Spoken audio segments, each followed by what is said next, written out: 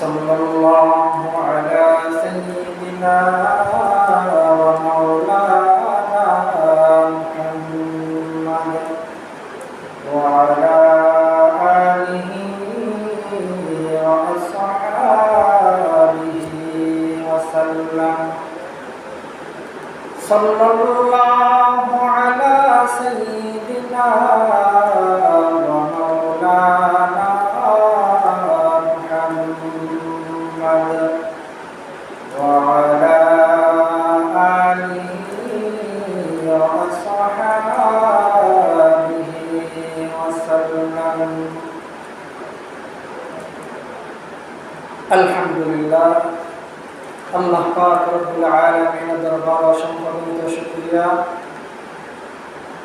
আল্লাহ পাক রব্বুল আলামিন আমাদের জুমআর নামাজ আদায় করার জন্য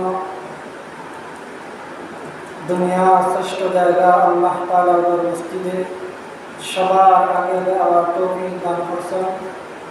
এজন্য মহান আল্লাহ পাক রব্বুল আলামিনের দরবারে শুকরিয়া আদায় করি আলহামদুলিল্লাহ। আজকে হইল গিয়া মুহররম মাসের প্রথম তারিখ 1 তারিখ, আরবি মাস মুহররম মাস। মুহররম মাসের আজকে প্রথম তারিখ। আমরা গত জুমআত আলোচনা করছি মুনাফিক সম্পর্কে। মুনাফিক সম্পর্কে আমরা ধারাবাহিক আলোচনা, যেহেতু আমরা সামনে মুহররম মাস, এজন্য আমরা মুনাফিক সম্পর্কে কিছু আলোচনা করিয়া আমরা মুহররম মাস সম্পর্কে আমরা আলোচনা করার চেষ্টা করব। এরপর মুহররম মাসের আলোচনার পরে আবার আমরা মুনাফিক সম্পর্কে আলোচনা শুরু করব। মুনাফিক সম্পর্কে অনেক আলোচনা, এজন্য আমরা মুহররম মাসের আলোচনার পরে আবার আমরা মুনাফিক সম্পর্কে আলোচনা শুরু করব। তো মুনাফিক সম্পর্কে গত জুমআত আমরা আলোচনা করছি যে মুনাফিকের আলামত, একটা আলামত সম্পর্কে আমরা আলোচনা করছিলাম যে মুনাফিক এই সময় হতা হয়, এই সময় মিথ্যা হতা হয়। এই সম্পর্কে আমরা গত জুমআত আলোচনা করছি। মুনাফিকের আরেকটা আলামত হইল গিয়া, মুনাফিক যখন ওয়াদা করে তখন ওয়াদারে ভঙ্গ করে, ওয়াদারে রক্ষা করে না। নবী করিম সাল্লাল্লাহু আলাইহি ওয়াসাল্লাম বয়ান ফরমান, ওয়াইযা ওয়াদা আখলাফা, যখন সে ওয়াদা করে তখন তা ভঙ্গ করে। অর্থাৎ মুনাফিক যে সে ওয়াদা করিয়া ওয়াদারে রক্ষা করে না, ওয়াদা ভঙ্গ করে। ওয়াদা ভঙ্গ করা এটা হইল গিয়া মুনাফিকদের একটা আলামত।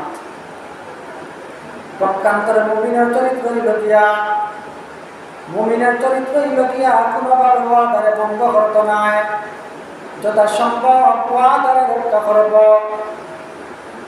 যেগুলো মূল্যের বিনিময়ে ওয়াদারে রক্ষা করব। ওয়াদা মুমিনে ভঙ্গ করত নাই। ওয়াদা ভঙ্গ করা এটা হইল গিয়া মুনাফিকের আলামত।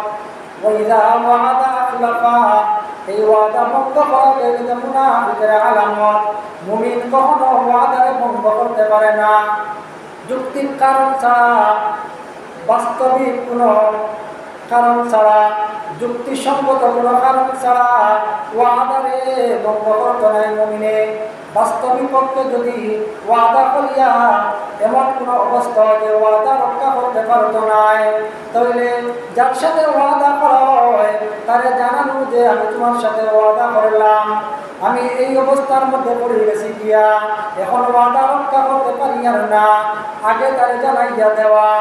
এজন্য ওয়াদা করিয়া যদি ওয়াদারে রক্ষা করা যায় না, এমন কোন অবস্থার মধ্যে তুমি পড়ে যাও গিয়া, তাহলে যার সাথে তুমি ওয়াদা করবাই তারে তুমি আগে জানাইবাই যে আমি তোমার সঙ্গে ওয়াদা করলাম, এখন আমি ওয়াদা রক্ষা করতে পারি আর না।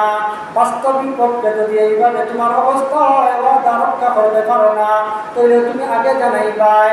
আর যদি এমনিতে তুমি ওয়াদা করো, ওয়াদা করিয়া ওয়াদারে ভঙ্গ করো, সত্যিকার অর্থে কোনো কারণ নাই, তুমি তার সাথে ওয়াদা করলাই, ওয়াদা করিয়া তোমার মন মতো তুমি ওয়াদারে ভঙ্গ করলাই, এইভাবে ওয়াদারে ভঙ্গ করা এটা হইল গিয়া মুনাফিকের আলামত।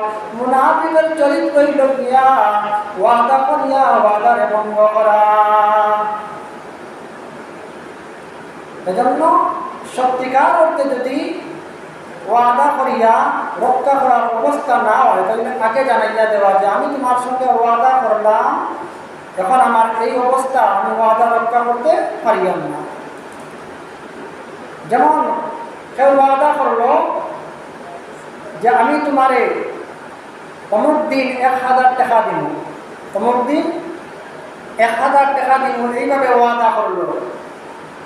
এখন ওয়াদা করার পরে যেই দিনের ওয়াদা করছে যে আমি তোমার অমুক দিন 1000 টাকা দিব, এর আগে তার এমন একটা অবস্থা হয়েছে যে যেই সময়ের ওয়াদা করা হয়েছে এই সময়ে সে কি করতে পারতো না, 1000 টাকা দিতে পারতো না। সত্যিকার অর্থে তার এমন অবস্থা, সত্যিকার অর্থে তার এমন অবস্থা।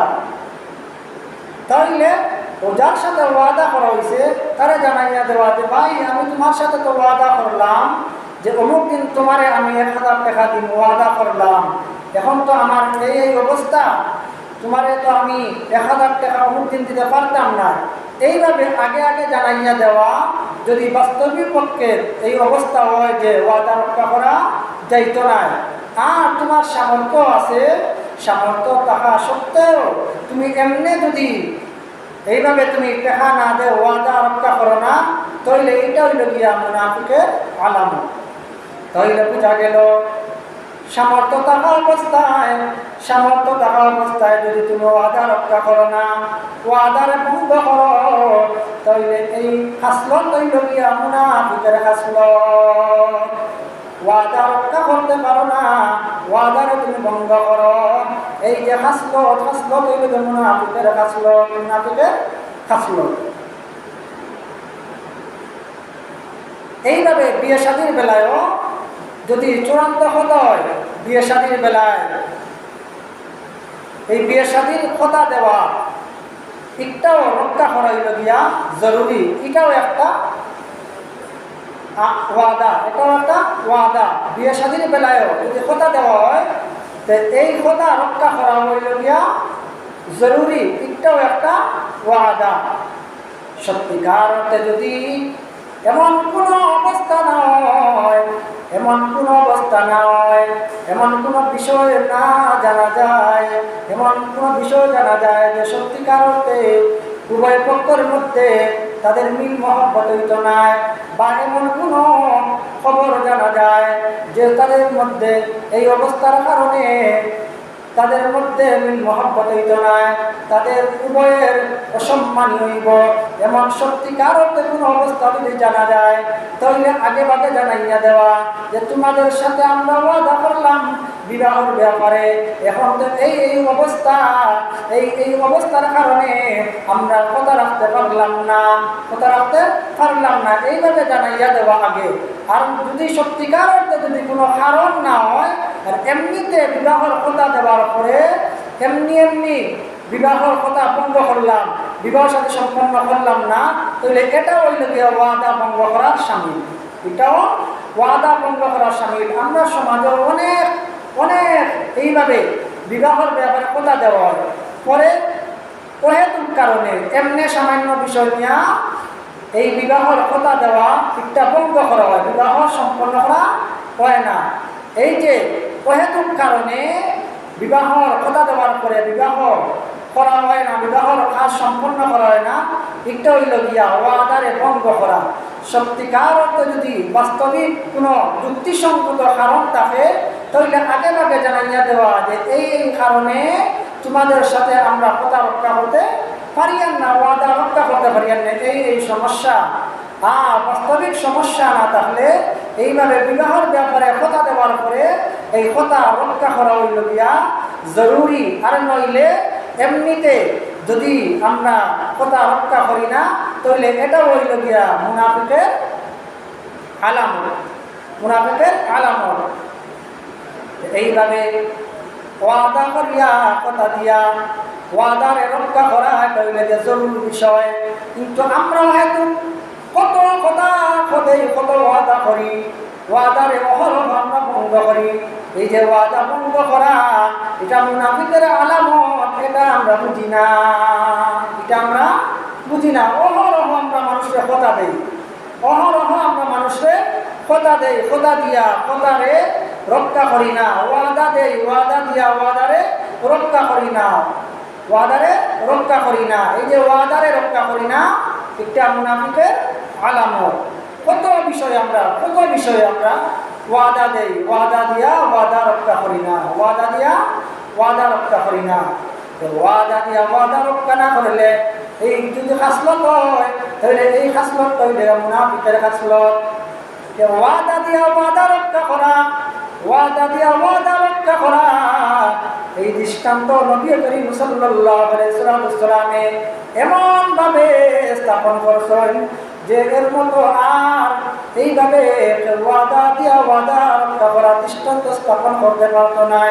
নবীজি ওয়াদা দিয়া এমনভাবে ওয়াদা রক্ষা করার গুরুত্ব দিয়েছেন, ওয়াদা রক্ষা করতেন যে এইভাবে আর দৃষ্টান্ত কেউ স্থাপন করতে পারতো না। নবীজির প্রিয় সাহাবী, বিখ্যাত সাহাবী হযরত হুযায়ফা ইবনে ইয়ামান রাদিয়াল্লাহু তাআলা আনহু ইসলাম গ্রহণ করছেন। তার বাবা ইসলাম গ্রহণ করছেন। ইসলাম গ্রহণ করার পরে, মুসলমান হওয়ার পরে নবী করিম সাল্লাল্লাহু আলাইহি ওয়াসাল্লামের সাথে দেখা করতাম, নবীজির সাথে দেখা করতে ইচ্ছা করলাম, মদিনায় যাইতাম। তো নবীজির বিখ্যাত সাহাবী তার বাবা নবীজির সাথে দেখা করার ইচ্ছা করলাম। মদিনায় যাওয়ার সময় আবু জাহলের সাথে এই সাহাবীদের দেখা হয়। হযরত হুযায়ফা ইবনে ইয়ামান রাদিয়াল্লাহু তাআলা এবং তার বাবা, তাদের দেখা হয় আবু জাহলের সাথে। আবু জাহলের সাথে দেখা হয়। আবু জাহলের সাথে দেখা হওয়ার পরে আবু জাহল হয়, ও হুযায়ফা তোমরা কই যাইতাই, তোমরা কই যাইতাই? তখন হুযায়ফা ইবনে ইয়ামান কইলা, আমরা নবীজির সাথে দেখা করার লাগিয়া যাইয়ার মদিনার মধ্যে আমরা যাইতাম, আমরা মদিনার মধ্যে যাইতাম। হুযায়ফা ইবনে ইয়ামান যখন কইলা আমরা নবীজির সাথে দেখা করার লাগিয়া মদিনার মধ্যে যাইতাম, তখন আবু জাহল কইল, না তোমরা সারা যাইতো নাই, তোমরা সারা যাইতো নাই, তোমরা মদিনার মধ্যে দেওয়া যাইতো নাই। কারণ হইল গিয়া এই সময় যুদ্ধ চলে, মুসলমান এবং কাফিরের সাথে যুদ্ধ চলে। তোমরা গিয়া নবীজির সঙ্গে শরীক হইয়া আপনার বিরুদ্ধে তোমরা যুদ্ধ করবা। এর লাগিয়া আবু জাহল কইল, না তোমরা সারা যাইতো নাই, তোমরা মদিনার মধ্যে দেওয়া যাইতো নাই, মদিনার মধ্যে দেওয়া যাইতো নাই। হুযায়ফা ইবনে ইয়ামান রাদিয়াল্লাহু তাআলা ফরমান, ও আবু জাহেল আমরা মদিনার মধ্যে যাইবো গিয়া, যাওয়ার পরে শুধুমাত্র নবীজির সাথে দেখা করবো, তোমরা বিরুদ্ধে আমরা যুদ্ধ করতাম না, যুদ্ধের মধ্যে শরীক হইতাম না, নবীজির সঙ্গে শুধু দেখা করিয়া আমরা আইব, নবীজির সঙ্গে দেখা করিয়া আইব।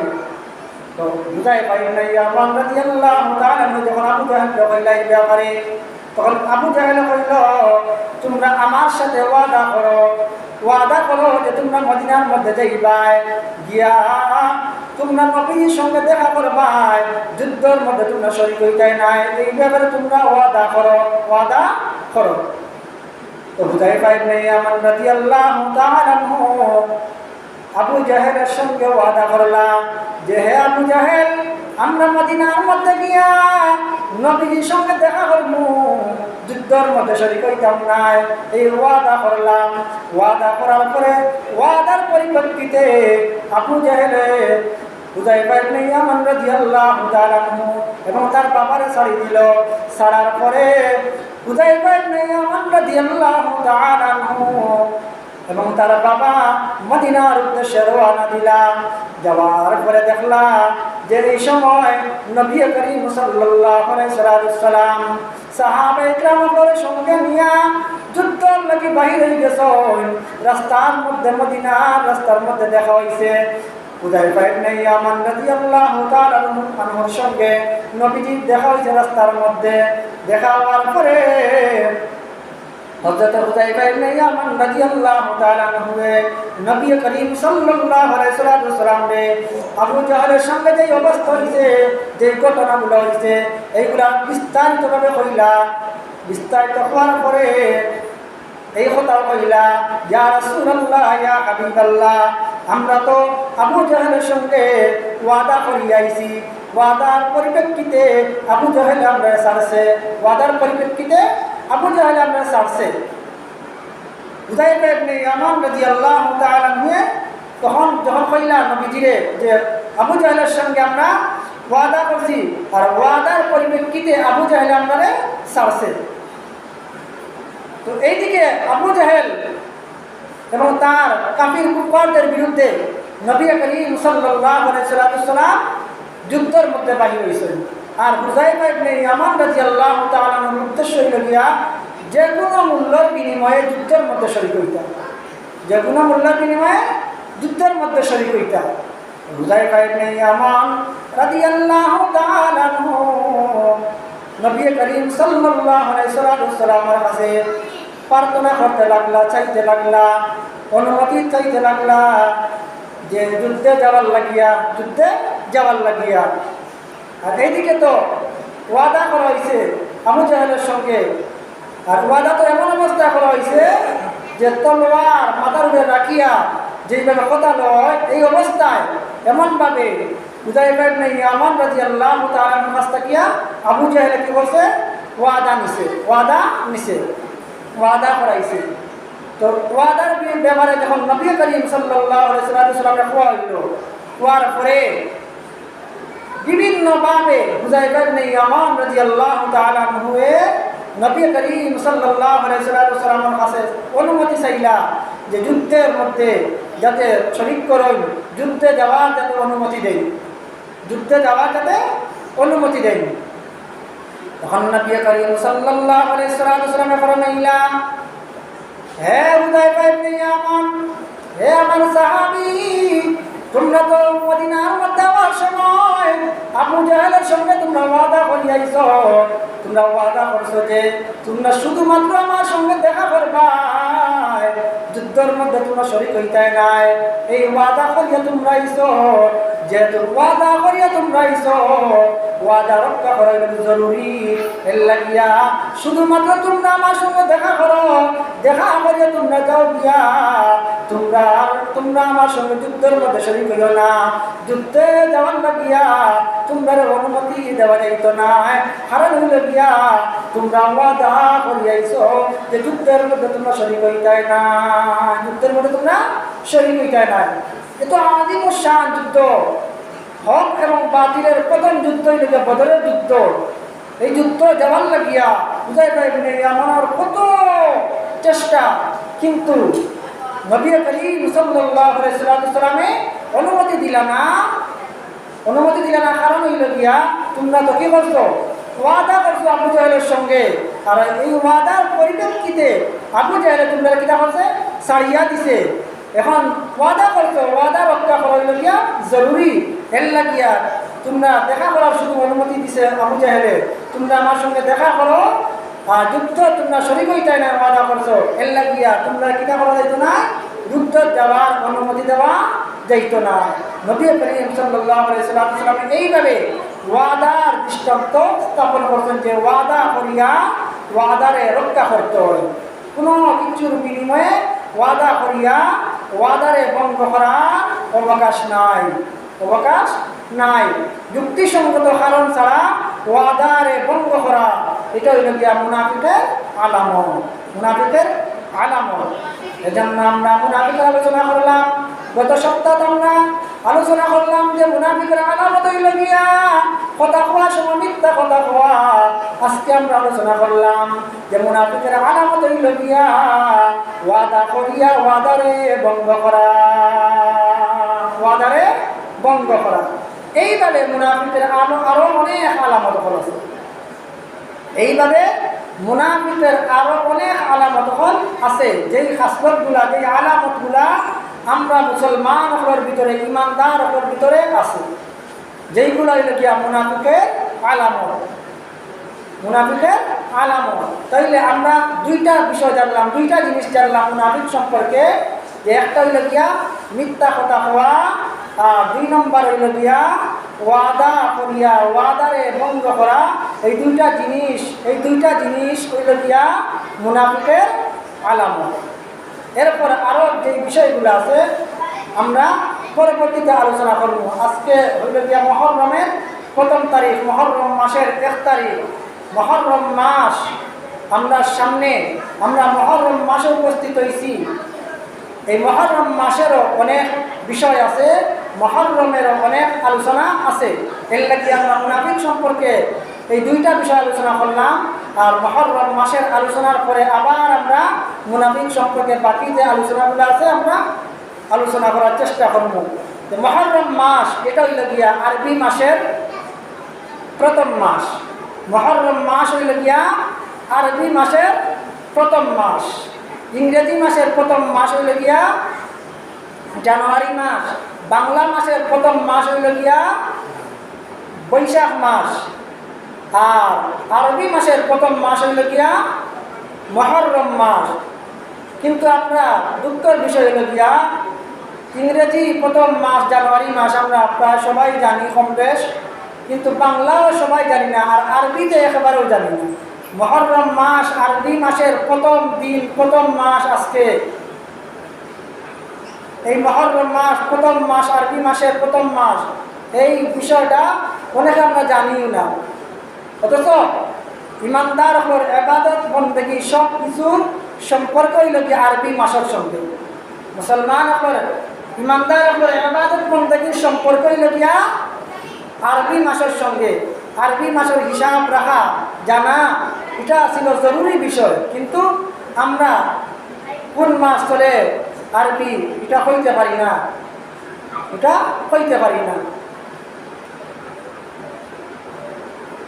আজকে হইল গিয়া আরবি মাসের 1ম মাস মুহররম মাস। আরবি মাস হইল গিয়া মাসের হিসাব হইল গিয়া 12 মাস। আসমান জমিন যেই সময় সৃষ্টি করা হয়েছে এই সময় তাকিয়া আল্লাহ তাআলার বিধান গণনায় মাস হইল গিয়া 12 মাস। এ সম্পর্কে আল্লাহ পাক রব্বুল আলামিন বয়ান ফরমাইন, ইন্না ইদ্দাতাশ শুহুরি ইনদাল্লাহি 12 শাহরান ফি কিতাবিল্লাহি ইয়াওমা খালাকাস সামাওয়াতি ওয়াল আরদা মিনহা আরবাআতুন হুরুম। এই আয়াতের মধ্যে আল্লাহ পাক রব্বুল আলামিন বয়ান ফরমায় যে আসমান এবং জমিন সৃষ্টির সময় তাকিয়া আল্লাহ তাআলার কাছে গণনার মাস হইল গিয়া 12 মাস। আর এই 12 মাসের মধ্যে মিনহা আরবাআতুন হুরুম, এই 12 মাসের মধ্যে 4টা মাস হইল গিয়া সম্মানিত মাস। এই 12 মাসের মধ্যে 4টা মাস হইল গিয়া সম্মানিত মাস। নবীজির বক্তব্য হইল গিয়া 12 মাসে 1 বছর, আর এই 12 মাসের মধ্যে 4টা মাস হইল গিয়া সম্মানিত মাস। মিনহা আরবাআতুন হুরুম সালাসাতুন মুতাওয়ালিয়াতুন যুলকাদা ওয়া যুলহিজ্জা ওয়াল মুহররম ওয়া রাজাবু মুদারাল্লাযী বাইনা জুমাদা ওয়া শাবান। নবীজির বক্তব্য হইল গিয়া 12 মাসে 1 বছর, 12 মাসে 1 বছর, এর মধ্যে 4টা মাস হইল গিয়া লাগাতার মাস। একটা হইল গিয়া জিলকদ মাস, এরপর হইল গিয়া জিলহজ মাস, এরপর হইল গিয়া মুহররম মাস, আর আরেকটা মাস হইল গিয়া শাবান মাসের পূর্ববর্তী মাস এবং জুমাদা আল উখরার পরবর্তী মাস। এই 2 মাসের মধ্যবর্তী মাস হইল গিয়া রজব মাস। আল্লাহ পাক রব্বুল আলামিনের কাছে এই 4টা মাস হইল সম্মানিত মাস। এর মধ্যে একটা মাস হইল গিয়া মুহররম মাস, যেই মাস আপনার মধ্যে উপস্থিত হয়েছে, এই মুহররম মাস। এখন মুহররম মাস এটা আরবি মাসের সূচনা লেগিয়া আরবি মাসের প্রথম মাস, আরবি মাসের প্রথম মাস। এখন আরবি মাসের প্রথম মাস মুহররম মাস কিলা হইল, আরবি মাসের প্রথম মাস মুহররম মাস কিলা হইল। ইসলামের পূর্বে আরবদের মধ্যে আরবি মাসের গণনা বিভিন্ন সময় বিভিন্নভাবে করা হইতো। কোনো কোনো ঘটনার কেন্দ্র করিয়া তারা নতুন নতুন সময়ের হিসাব করত, নতুন নতুন সময় হিসাব করত। ইসলামের পরে নির্দিষ্ট আরবি সনের হিসাব না থাকার কারণে অনেক সমস্যার মধ্যে মানুষ পড়তা, নবীজি সাহাবী হযরত ওমর ফারুক রাদিয়াল্লাহু তাআলা আনহু তাই হযরত আবু মুসা আশআরী রাদিয়াল্লাহু তাআলা আনহু ইরাকের শাসক নিয়োগ করার পরে হযরত আবু মুসা আশআরী রাদিয়াল্লাহু তাআলা আনহু হযরত ওমর রাদিয়াল্লাহু তাআলা আনহুর কাছে পত্র পাঠাইছেন যে হে আমিরুল মুমিনিন, আপনি আমার কাছে পত্র পাঠান, চিঠি পাঠান, বিভিন্ন বার্তা পাঠান, কিন্তু নির্দিষ্ট তারিখ নির্দিষ্ট সনর হিসাব না থাকার কারণে কোন সময় কোন পত্র আইছে এই নিয়ে অনেক সমস্যার মধ্যে পড়ি। তখন ওমর রাদিয়াল্লাহু তাআলা আনহু বিশিষ্ট সাহাবা ইকরাম লইয়া পরামর্শের মধ্যে পড়লেন। হযরত ওমর রাদিয়াল্লাহু তাআলা আনহু যখন সাহাবা ইকরাম লইয়া পরামর্শের মধ্যে পড়লেন, বলার পরে সাহাবা ইকরাম বিভিন্ন পরামর্শ দিলা যে কোন সময় তাকিয়া আরবি মাসের সূচনা হইতো, আরবি মাসের প্রথম মাস ধরা হইতো, কোন মাস তাকিয়া এই নিয়ে বিভিন্ন মত দিলা। হযরত ওমর রাদিয়াল্লাহু তাআলা আনহু যুক্তিক কারণ দেখাইয়া প্রত্যেকের প্রস্তাবে প্রত্যাখ্যান করার পরে হযরত ওমর রাদিয়াল্লাহু তাআলা আনহু নিজেই প্রস্তাব দিলা যে হিজরত একটা ইসলামের মধ্যে হিজরত হইলে কি একটা গুরুত্বপূর্ণ একটা বিষয়, হিজরতের ঘটনা এটা হইলে গুরুত্বপূর্ণ বিষয়। এই হিজরতের ঘটনা যে এই মাস থেকে শুরু হয়েছে, এই মাসের প্রথম মাস আরবি মাসের প্রথম মাস ধরাও, ওমর রাদিয়াল্লাহু তাআলা কইলা যে হিজরত হইলে কি ইসলামের একটা গুরুত্বপূর্ণ একটা বিষয়, গুরুত্বপূর্ণ ঘটনা। এর লাগিয়া এই হিজরতের মাসে আরবি মাসের প্রথম মাস কিতা করা ধরো, এই বিষয়ে ওমর রাদিয়াল্লাহু তাআলা প্রস্তাব দিলা। তখন যত সাহাবা ইকরাম আসলা সবাই ওমর রাদিয়াল্লাহু তাআলা আনহুর প্রস্তাবের মধ্যে একমত পোষণ করলাম যে হ্যাঁ, হিজরতের ঘটনা যেই মাস থেকে শুরু এই মাসে আরবি মাসের প্রথম মাস করা, আরবি মাসের প্রথম মাস করা।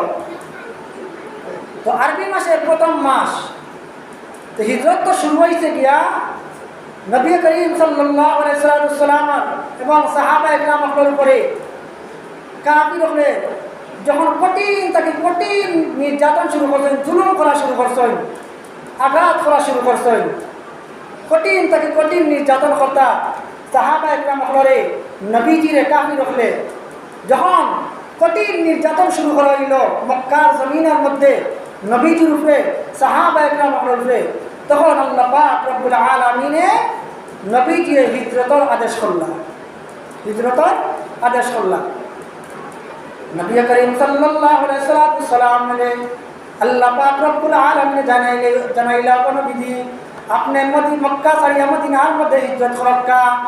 আল্লাহ পাক রব্বুল আলামিনে যখন নবী করিম সাল্লাল্লাহু আলাইহি ওয়াসাল্লাম হিজরত করার লাগি আদেশ করলেন, আল্লাহ পাক রব্বুল আলামিনের আদেশের পরে আল্লাহ পাক রব্বুল আলামিনের হুকুমের পরে নবী করিম সাল্লাল্লাহু আলাইহি ওয়াসাল্লামে সাহাবায়ে কেরামগুলোর প্রথম একটা দল পাঠাইলা হিজরতের উদ্দেশ্যে।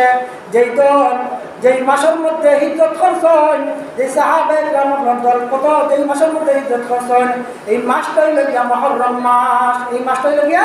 মুহররম মাস। এরপর পর্যায়ক্রমে নবী করিম সাল্লাল্লাহু আলাইহি ওয়াসাল্লাম আর সাহাবায়ে কেরামগুলোর সঙ্গে লইয়া নবী করিম সাল্লাল্লাহু আলাইহি ওয়াসাল্লাম কাফিরদের নির্যাতনের কারণে, কাফিরদের অত্যাচারের কারণে আল্লাহ তাআলার হুকুমে রবিউল আউয়াল মাসের মধ্যে নবীজি মক্কা সারিয়া মদিনার মধ্যে হিজরত করছেন, মক্কা সারিয়া মদিনার মধ্যে হিজরত করছেন।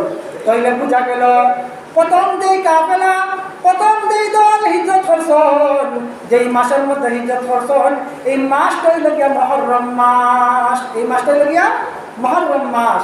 আর নবীজি পরবর্তীতে হিজরত করছেন রবিউল আউয়াল মাসও। তাহলে হিজরত শুরু হয়েছে যে কোন মাসটা কিয়া? মুহররম মাসটা কিয়া। আর উমর রাদিয়াল্লাহু তাআলা প্রস্তাব হইল গিয়া যে যেই মাসটাকে হিজরত শুরু হয়েছে, হিজরত যেহেতু একটা গুরুত্বপূর্ণ একটা ঘটনা, এর লাগিয়া এর পরিপ্রেক্ষিতে এই ঘটনার উপলক্ষ করিয়া আরবি মাসের প্রথম মাস শুরু করক, সূচনা করক মুহররম মাস। মুহররম মাস ও তাকিয়া হতে ওমর রাদিয়াল্লাহু তাআলা আনহুর সময় তাকিয়া প্রাতিষ্ঠানিকভাবে আরবি মাসের সূচনা করা হয়েছে যে প্রথম মাস হইল গিয়া মুহররম মাস। প্রথম মাস হইল গিয়া মুহররম মাস। তাইলে আমরা জানলাম মুহররম মাস এটা হইলে সম্মানিত মাসগুলোর মধ্যে একটা মাস, সম্মানিত মাসগুলোর মধ্যে একটা মাস। আর এই মাস হইল গিয়া আরবি মাসের প্রথম মাস, আরবি মাসের প্রথম মাস। এরপরে হইল গিয়া এই মুহররম মাসের মধ্যে গুরুত্বপূর্ণ বিষয় হইল গিয়া আশুরা। এই মুহররম মাসে গুরুত্বপূর্ণ বিষয় হইল গিয়া আশুরার বিষয়। আশুরার বিষয় মুহররমের 10 তারিখ এই আশুরা সম্পর্কে অনেক আলোচনা আছে। তা আমরা আজকে শুধুমাত্র জানলাম মুহররম মাসের বিষয়ে, মুহররম মাসের বিষয়ে, মুহররম মাসের মহত্ব সম্পর্কে জানলাম। এরপর জানলাম আমরা আগের আলোচনা মুনাফিক সম্পর্কে, মুনাফিক সম্পর্কে। তা আমরা আজকে এতটুকু আলোচনা করলাম মুনাফিক সম্পর্কে। 2টা আলামত আজ পর্যন্ত আমরা আলোচনা করছি। আর মুহররম মাসের বিষয়ে, মুহররম মাসের পরিচয় সম্পর্কে আমরা একটু জানার চেষ্টা করলাম, আমরা আলোচনা করছি। আগামী সপ্তাহে আমরা আশুরা সম্পর্কে আমরা আলোচনা করব। আশুরার সঙ্গে আরও কিছু আলোচনা আছে, বিষয় আছে, এই সম্পর্কে আমরা আগামী সপ্তাহ আল্লাহ তাআলা যদি তৌফিক দান করেন আলোচনা করব। আর আশুরার আলোচনার পরে, মুহররমের আলোচনার পরে আবার আমরা মুনাফিক সম্পর্কে আমরা আলোচনা করব। যতটুকু আমরা আলোচনা করছি আল্লাহ পাক রব্বুল আলামিনে আমরারে আমল করার বুঝার তৌফিক দান করুন।